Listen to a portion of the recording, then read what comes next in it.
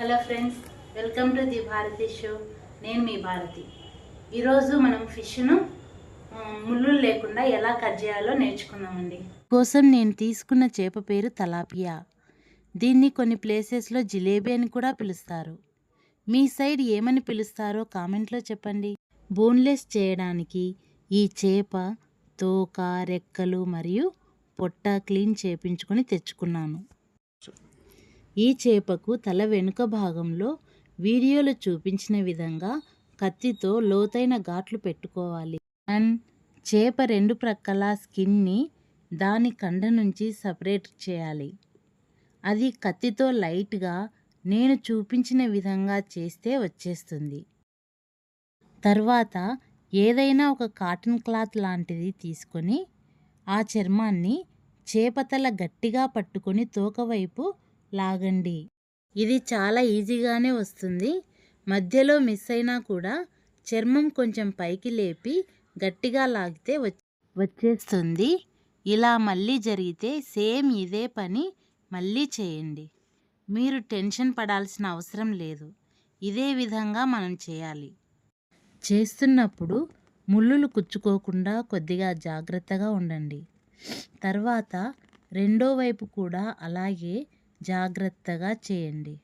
అలా చేసిన తర్వాత మనకు చేపలన్నీ ఈ విధంగా వస్తాయి.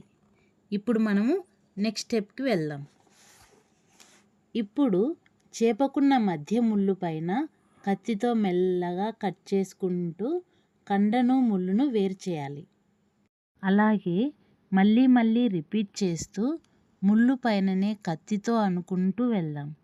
అలా చేయటం వల్ల ముళ్ళు మరియు కండ వేరవుతూ వస్తుంది. ఇలా వేరవుతున్న కండ మధ్యలో కత్తితో కోసుకుంటూ చేప కింది భాగం వరకు వెళ్ళాలి. ఇది మీకు మొదటిసారైనా కంగారు పడద్దండి. మీరు ప్రయత్నం చేసే కొద్దీ అది ఇంకా నీట్గా వస్తుంది. సో మనం ఇక్కడ ఫిష్ వేస్ట్ అవుతుందని భయపడాల్సిన అవసరం లేదు. మీరు కోసుకుంటూ వెళ్ళండి. మీరు కిందికి వెళ్ళే కొద్దీ ఆ కండ సపరేట్ అవుతూ వస్తుంది. మీరు నీట్గా జాగ్రత్తగా కట్ చేస్తే కండ మొత్తం సపరేట్ అవుతుంది.